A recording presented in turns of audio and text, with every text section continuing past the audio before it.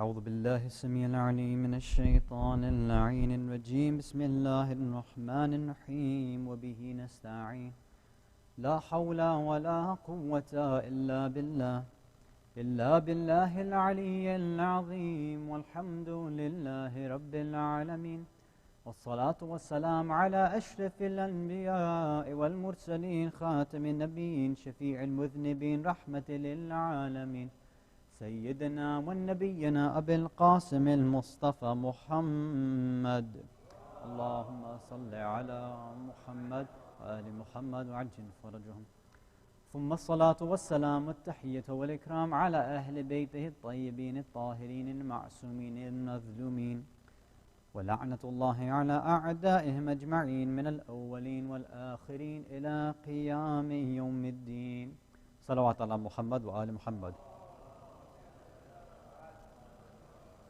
Mu'mineen, mu'minat, brothers and sisters in Islam and Iman, salamun alaykum jami'an wa rahmatullahi wa barakatuh. Let's first start off with questions that came 2 nights ago. One of the leftover questions was, the person says, my parents hate me, what do I do? Well, first, you should make sure that they actually do hate you, because I highly doubt that they hate you. They might have gotten angry with you once, or maybe you did something to upset them, and maybe they got upset and angry and they punished you. But to say that your parents completely hate you, I don't think that's the case. Even the worst child can never be fully hated by a parent. It's impossible. Right? A parent always has that love in their heart.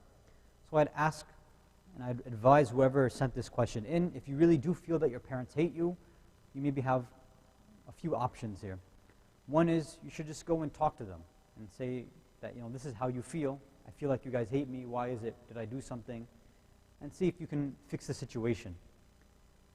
If you don't feel comfortable talking to your parents, there's another option. You can try to find somebody else to talk to your parents for you on your behalf. Right? Maybe a family member, maybe your brother or sister, a cousin, maybe an aunt and uncle, your grandparents, someone else that you're closer to maybe, that you feel can get through to them, that you can explain your situation, explain your feelings, and they can go and talk to your parents on your behalf. And if you don't want to talk to anybody in your family, maybe you can try someone else that you feel comfortable with that can handle the situation and help you out. Maybe a local scholar or a speaker or someone else that you respect in the community. Next question. What about 7 to 14? What should we do? So obviously, we mentioned a few points 2 nights ago about parenting, right? And we focused on this 0 to 7 phase because it's so essential and it's so crucial. So the questioner is asking, what about 7 to 14? What should we do? So this is going to depend. Did you do everything properly from the 0 to 7 phase? If you did everything correctly in the 0 to 7 phase, to the best of your ability, then the 7 to 14 phase, now you can start employing certain rules, restricting and enforcing certain things in the house. Right? Now the idea here is not from 0 to 7 you show love, and then all of a sudden from 7 to 14 you switch into Hitler. That's not the idea. Kindness and love need to happen in all the stages, from all the way from 0 until they die. You always have to show love to your children. But your goal and target's going to be something different. In that 0 to 7 phase, you were making them a bit more autonomous. You wanted them to learn about the world on their own, right? While guiding them gently. If you did that properly, when you get to the 7 and 14 phase, now you can start instructing them, and they should be able to at least listen to your advice, listen to your instructions. So you can start being a bit more, I don't want to use the word strict, because some parents might take that and go crazy with it. But you can be a bit more precise in what you want and the goals that you want from your children at that point. But make sure that you're always kind of working with them and not against them, right? Commanding and demanding, if they're not receptive to it, you should make sure that there's some sort of understanding. And I think this will lead to the next question. Even if your child respects your opinion, they may not embrace the idea. For example, if you ask them to study at least 5 hours a day, they might not be fully adapted to studying that much. So isn't training them to study since they are young with harsh ways a more practical way? So I think that, I don't know what age range they're talking about. I'm going to assume that they're talking about the 7 to 14 phase. Because if we had said 7 to 14, you can be a bit more strict, again, with love and kindness and understanding. 0 to 7, you have to be a bit more open. And you should be lenient. So now first thing I would say here is, if that 0 to 7 is done properly, they should be able to listen to you. Maybe not everywhere, but for most things, they'll listen to you. Now, the example that's given here is studying at least 5 hours a day. So, how would you instruct your child to tell them that 5 hours a day of study is good for them? Now, there's a few different ways you can do that as a parent, right?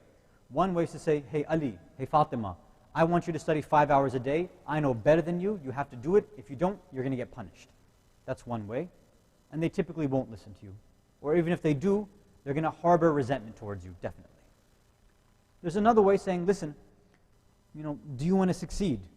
Do you want to do better in school? Do you want to get a good job? Do you want to go to a good college? Do you want to learn more about the world? Do you want to learn more about God? Do you want to build your brain, your intellect, and make it stronger? Okay, well, if you put in some more time in studying, then you can learn and understand more. And you know what? School will be easier for you. Homework will be easier for you. And you can explain it to them like this and have more of a conversation with them, right? Try to make them understand. In psychology, they say that this is something called causal explanations. Give them the cause and effect. They're not dumb kids. They'll understand if you explain it to them in a way they can understand. Now, if you don't know how to explain it properly, then that's your job as a parent to figure out what's the best way to get this idea across to them so they can accept it and understand it. Now, I would say 5 hours a day. I don't study 5 hours a day, so I don't know what your 7 to 14-year-old is doing studying that much. I would say that's a lot, but you're the parent, you know better. Next question. You keep mentioning Superman and Marvel, but it's not important because DC is better anyway. So first of all, whoever said this has no idea what they're talking about. That's not true. DC has better animated movies. That's correct. But Marvel has much better movies and their TV series are much better. So whoever wrote this question, be careful. You should do tawbah and istighfar so that you don't spend an eternity in hellfire. Next question. Is it haram to yell at my mom? She is sometimes bad. At least the child was nice enough to say sometimes. Is it haram to yell at my mom? In the Quran, there's basically two things that Allah wants us to understand, more important things about our parents. First is وَبِالْوَالِدَيْنَ إِحْسَانًا. With your parents, Allah is saying ihsan. Not just good stuff, it's the best stuff you can do. The best things you can do with your parents, you should do that. We have other narrations that say, if a child has any little bit of hate in their heart for their parents, their du'as, their prayers are not accepted. Your parents are the ones who brought you into this world. Yeah, sometimes they will say things which are a little weird. They might be a little harsh. They might be strict. They might be a bit too much, overbearing, oversensitive. They might not understand where we're coming from, but that's okay. You can be a better person. You can forgive them for that. Because you being here right now couldn't have happened without them. That's one thing the Quran is saying, is ihsan. Be the best you can be with your parents. The other side is, وَلَا تُقُلْ لَهُمَا أُفْ. You can't even say uff to your parents, let alone yell at them, according to the Quran. Now, uff, I don't know how many people say that nowadays, but it's a principle that Allah is giving us, that you shouldn't express any sort of hatred, any sort of animosity. You shouldn't be mean to your parents at all, let alone yell at them, right? Even if they're bad, it's okay. Maybe your mom's stressed out, right? Maybe your dad did something to your mom, that's why she's yelling at you, right? So maybe you should go talk to your dad and say, listen, stop getting mom upset, because she keeps yelling at me, so you have to be nicer to her, so she can be nicer to me. Is there a way to train your kids when they are 21 and up? Yes, there is. And again, this is going to go back, and we're going to repeat a lot of the things we've been saying. It will all depend on your relationship with your child from 0 up until 21. If you have 0 relationship, and you haven't built up things properly, once they turn 21, and now all of a sudden you want them to start praying, or observing hijab, or keeping a beard, or studying, or being nicer, whatever, or doing chores around the house. But for 21 years, you kind of left them alone, or you weren't following the proper Islamic program. Well, things are not going to fix themselves overnight. As a parent, you'll have to put in much, much more extra effort to try to build that connection with your child after this period. Now, if, let's say, you've tried your best from that 0 to 21 phase, and there's still some issues that you have that maybe you don't like. So for example, you've tried your best to teach them about Islam, to believe in God, to pray, fast, all that stuff, read Quran. But they're 21 and up now, they're at college or beyond, they're working, and there's still some actions they're really not practicing that much. Of course, as a parent, you never cut yourself away from your child. You can still offer friendly advice without being overbearing. But again, as a parent, if you really want to be involved in your child's life, your job is going to be to figure out, how can I connect with them? Because sometimes we want to just shout orders, and orders usually don't work. Especially if it didn't work early on when they were younger, it's definitely not going to work when they're older. Now some of us children, when we get older, we wise up a little bit, we mature, and then maybe we respect our parents. And we regret the way that we treated our parents when we were younger. Myself, I can say that, definitely. The way that I treated my mother and my father when I was younger, I'm not proud of it. But alhamdulillah, I got a little bit wiser when I was older, and then I started to really respect them. But unfortunately, I lost them. I lost both my parents before I could really, really appreciate what they did for me in my life. So I would advise the parents to make sure that communication's still there. And for the children as well, yeah, sometimes your parents will be annoying when you get older. They will tell you to do annoying things, but they're doing it out of love, and you should understand that, right? And try to reach out and have an olive branch and see if you can build the communication and commonplace and common things with them. This one's off the topic, but I think we can do this too. It's okay.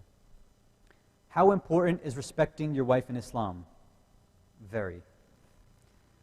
Especially since most of the rulings in Islam are against women's rights in this day and age.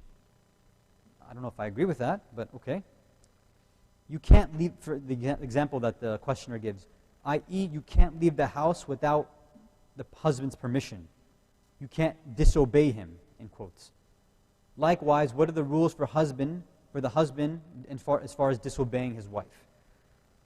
So the rules as far as men and women, husband and wife are concerned, there's a lot to be said there, and some of them, it's better if I don't say from the member. It's better if whoever's interested really wants to know, we can discuss this after the program, or if they want to contact me separately, we can discuss it via WhatsApp, call, email, whatever. Or if you want a personal conversation, since I'll be leaving Thursday, inshallah, tomorrow will be our last lecture, then you can contact Sheikh Mujtaba and have a sit down with him, and he can go through the different rules. But to say that Islam doesn't respect women, doesn't respect the wife, is not true. We have, for example, some of the best individuals, the best companions of the Prophet, sallallahu alayhi wa alihi wa sallam. Allahumma salli ala Muhammad wa ala Muhammad wa ala. When the Prophet, for example, would pray over these individuals, they'd say that this individual is still suffering in death. They're still suffering in barzakh, and might still suffer in hellfire. And the companions asked, they said, this is one of the best companions that died. You prayed over them. Shouldn't they go straight to heaven? They say, no. Why? Because this person was abusive to their wife. They were nice in the community. They were nice when they were in the masjid. They were nice at work. They were nice at school. The minute they got home, that's when they unleashed all their stress. That's when their tongues opened up and became like swords, like fire. And they abused their wife and children. So for us fathers, us husbands, we have to be very, very careful. Life outside can be very, very difficult. A lot of anxiety, a lot of stress, whether it's in your commute, what happens at work, at school. Don't bring that home. Find a way that you can relieve your stress before getting back. Because the last thing you want is for your abusiveness to your family to be the cause, for one, for them to break away from you, and two, for you to be punished in hellfire. The other ones I don't think are really relevant. I don't really understand them, so I'm going to leave them, inshallah. And if there's any questions at the end, we'll take those. Salawat ala Muhammad wa ala Muhammad. So now we want to continue our discussion before. We've been talking about taqwa and fasting. How does fasting make you a better person? How does it help me get closer to God? We talked about our purpose. Our purpose is to get perfect, to be perfect, to do better, to improve ourselves. One of the ways that fasting helps, by not eating, by not drinking, we can understand ourselves better, get closer to our true identity, get control over who we really are. So now, how do we do that? We mentioned a few practical tips last night from that sermon of Amir al-Mu'mineen Ali ibn Abi Talib alayhi salatu wassalam. Imam, if you remember, he was describing someone in one of his sermons, someone, a Muslim, who he really, really respected. And he gave some of the qualities, right? He said, for example, one of them was, he would never get upset if he didn't get something. If he did get something, he wouldn't ask for more, right?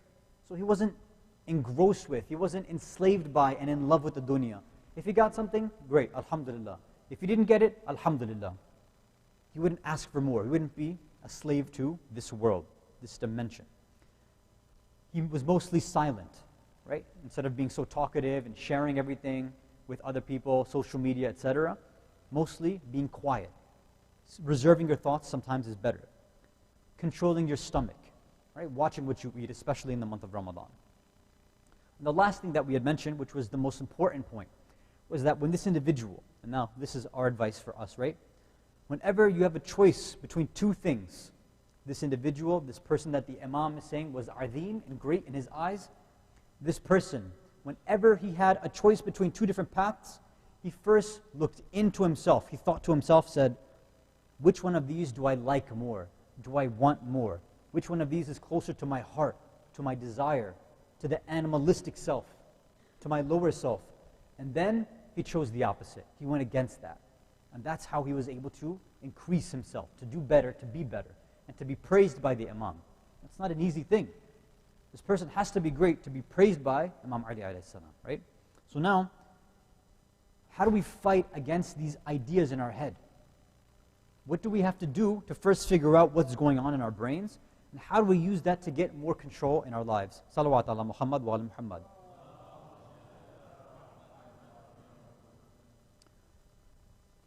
People don't like rules. People usually don't like reading. We don't like to be instructed, right? What do you do when you get like a new video game? Well, with new games now, they usually don't have instruction manuals, but back in the day, with let's say Nintendo, Genesis, PlayStation 2, maybe even 3, most games, they came with the CD, and they came with an instruction manual, right? Now, how many of us actually opened up, put the game in, and before we started, actually read through the manual? Most people don't do that, right? They just want to play. Or even nowadays, with games that don't even have instruction manuals, there's usually a tutorial, right? There's usually a prep stage that shows you how to play the game. Some people like, you know what, I can figure it out as I go along, so they skip that and they jump right into the main game, the main mission.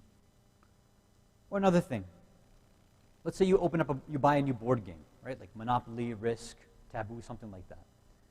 How many of us open that up and, again, read the rules, especially if it's a family game or you're with your friends, right? There's always that one person in the family, there's always that one friend who's like, okay, let's look at the rules first. And everybody else is like, come on, forget it, let's just play, we'll figure it out, right? This is boring. Islam's the same thing, I think, right? People just want to get involved and do things. They want to become more spiritual. But when you tell them, listen, the way to get more spiritual is to follow ahkam, you have to pick a marja, you have to follow rules, they're like, that's boring. I don't want to follow rules. I don't want to read this Tawdi al-Masail that's apparently on sale for $20 outside. They don't want to do that, right? Because rules are boring. It's tedious, right? Number 1, number 2, number 364. If this happens, then this happens. Who wants to go through that stuff? Now, here's the issue.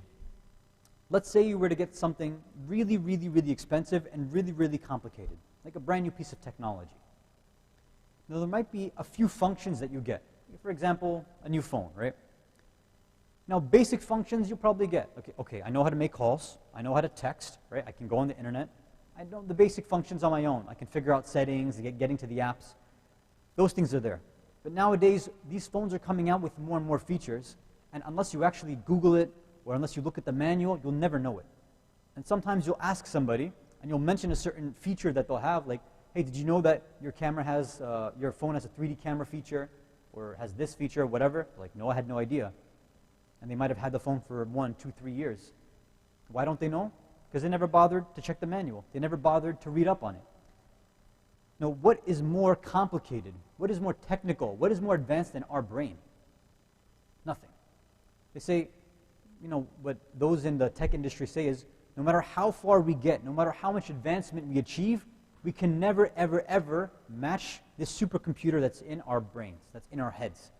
This brain that we have is so far advanced. It's incredibly advanced. Many of us think that we figured out everything. We know all the tricks. We know exactly how to use our brains. It's the same thing with this new phone. You know the basics. You can make the calls, you can text, you can go on the internet and all that. Your brains, you can have a basic understanding, right? You can make conclusions, you can figure out what's logical, you can basically understand when someone's wrong. But our brain has much, much more capabilities, many more capabilities than we think. And if we don't check out and understand how we've been instructed to use it, then we won't be able to unlock its full potential. Salawat ala Muhammad wa ala Muhammad. And the way that we can understand whether or not we're using our intellect, our brains to its full capacity is one simple thing.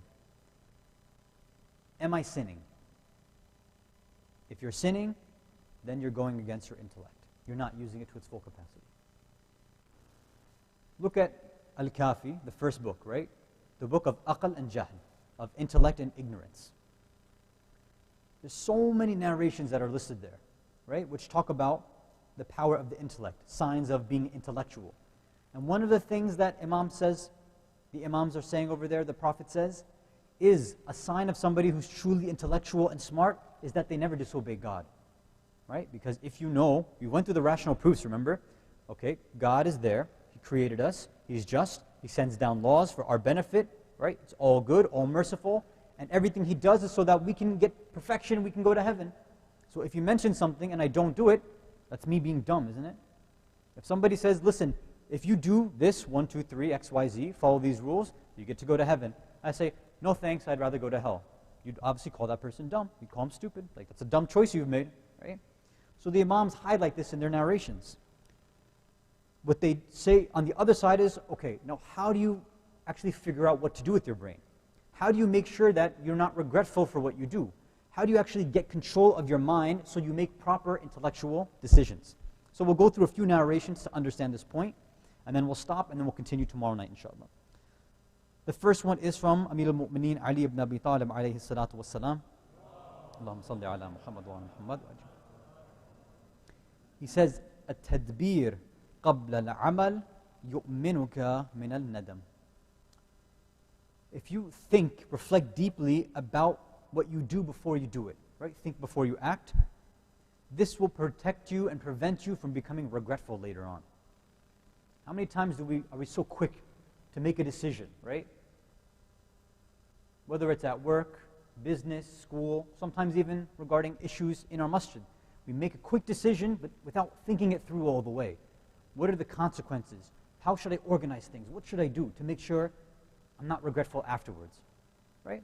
Usually there are events that happen, and the first thing that people say is we need feedback, right? We have to have a meeting, right? After we do that, then we figure out, okay, what did we miss? Man, if we had thought about that before, then we could have nipped it in the bud, right? Another hadith, he says, إِنَّ تَفَكُّرْ يَدُوا عَلَى الْبِرِّ وَالْعَمَلْ بِهِ. Thinking, doing tafakkur, deeply contemplating on your actions, will lead you and help you towards doing good things. Now that's an obvious one, right? One person came to Rasulullah sallallahu alayhi wa alihi wa sallam. Allahumma salli ala Muhammad wa ala Muhammad wa ajal. And he asked him, he said, Ya Rasulullah, I need some advice. Can you give me some advice? The Prophet gave him a condition. He said, I'll only give you advice, and he said it 3 times. He said, I'll only give you advice if you actually follow my recommendation. He said, okay, I will. He said, are you sure? He said, yeah. Are you really sure? He said, yes. Like the Prophet was trying to emphasize, I'm not giving you some simple advice that somebody is trying to get rid of you with. This is the real deal, so you should follow this. He says, listen, this is my recommendation. Whenever you want to decide, and you're about to undertake and decide to do something, undertake an action, the first thing you must do is tafakkur. You have to think about what you're about to do. Ponder well about the ultimate consequences. If then, after really, really thinking about it, you think that it's good, and you find out that the consequences and result will be good, then you can go ahead and do it. Otherwise, don't do it. Now again, this stuff sounds really, really obvious to us, doesn't it? But still, we find in our life, we think about actions, we feel like we think about them, and what happens? We regret them later on, or we end up sinning, or doing something. Typical example is Fajr time. Right? We've mentioned the example before. Maybe your alarm goes off. Once your alarm goes off, what happens? You snooze it. Right? Because in your mind, you're thinking, I still need more sleep. So you're thinking about it, maybe for 2, 3, 4, maybe 5 seconds at most. I'm really tired. And then, sometimes the rules come in your brain. Well, it's makruh to pray tired, so maybe I should snooze it, and then I can pray later on. Right? I'll pray like 10, 15 minutes later. Now you snooze it. 10, 15 minutes later, what happens? You're still tired, obviously. You snooze it again. You keep on snoozing over and over and over again. Why? Because you're not thinking things through. If you were to just wake up at that first moment, pray, and then go back to sleep if you want, or then get ready for work, whatever you decide, then you would be in a much better position to offer fajr there. It's shaitan that's messing with you there. So when we're trying to think about things deeply, the problem that we face is that our minds get cluttered with a lot of other things, right? We think sometimes that it's me, in my brain, I'm thinking, I'm a logical person, I think I'm a good person, I'm reasonable, I'm rational, so everything in my brain, I should just listen to what is my thought. Remember this idea about ego, doing whatever you want? We get caught up in that. So then another question we have is, how do we know what stuff is good and what stuff's bad? Because what we might think is good ends up leading us to regret our actions afterwards. How do we actually understand what's a good thought in our mind and what's a bad thought? This one we're going to discuss tomorrow night, inshallah. So I'll leave it over here for now, and we'll see if there's any questions, inshallah, and then we'll end for tonight. Salawat ala Muhammad wa ala Muhammad.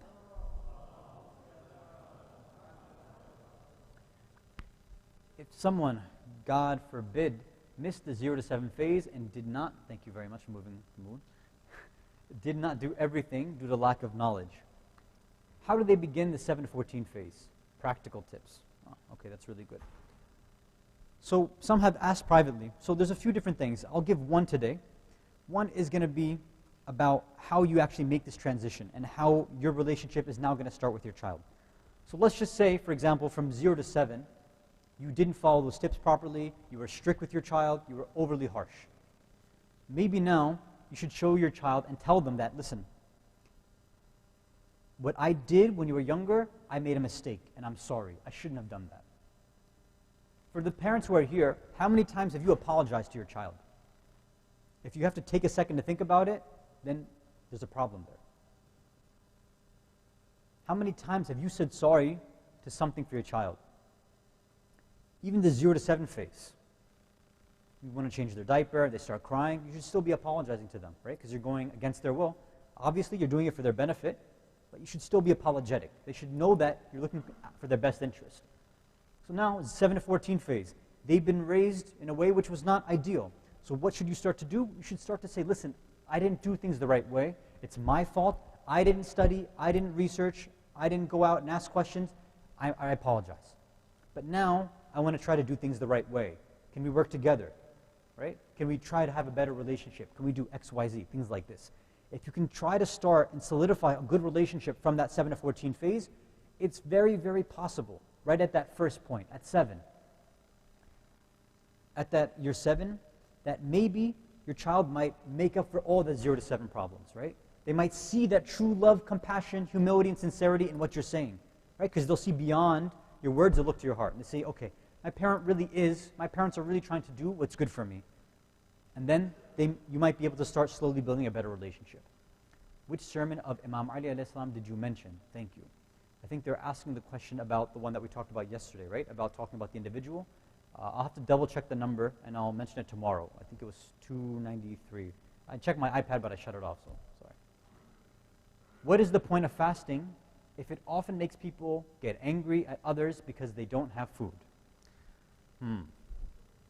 Well, the point of fasting is to learn to not get angry. That's the point. We're talking about self-control here. Now, again, one point that I think maybe we can stress more tomorrow night if we have time, but I guess we'll end with this point today. The first thing we were talking about is self-control, right? Self-control needs to start with self-awareness. You need to know who you really are. You know, sometimes a person is extremely, extremely angry. And it's not just in the month of Ramadan. They're normally, naturally an angry individual. Again, we mentioned sometimes with their family, with their friends, with their coworkers. They're a mean boss, right? Mean teacher. A person has to stop and think, okay, what kind of effect am I having on other individuals? This is the first step to changing yourself. Who am I really? Are other people avoiding me? Do they want to spend time with me? How do they talk to me? One of the best ways you can do that is to go and ask. Say, listen, in this month of Ramadan, I want to change. Because if you say that you don't want to change, then we've got other problems. Hopefully, in the month of Ramadan, besides, again, the food and drink part, you want to control yourself. You want to be a better person. You want to move towards perfection. If you want to do that, then you use different things. You can use your wife, you can use your husband, use your children, use your brothers, your sisters, your friends, and say, listen, I need you to be honest with me. I need your help.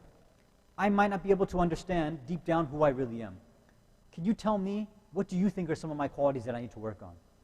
And if you're sincere with them, and you say, listen, there won't be any repercussions, I won't get angry with you, I won't get mad, you tell me what I should do. Should I work, am I angry? Do I have a short fuse? Am I, let's say, too strict?